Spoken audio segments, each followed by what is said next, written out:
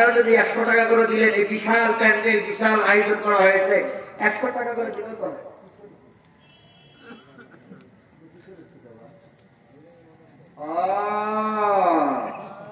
তাই তো কই।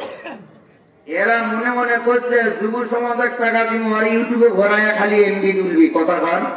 সেই জন্য আরে ভাই, আমরা যুবক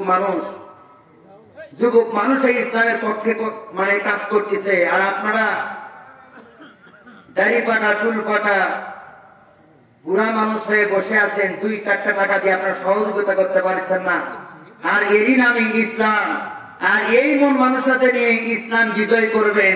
আর যদি এখনই বলা হয় জান্নাত কে নিবে, হাত যদি নাও উঠতে থাকে, তারপরও একেবারে টান টান করে তোলা হবে, কথা কন।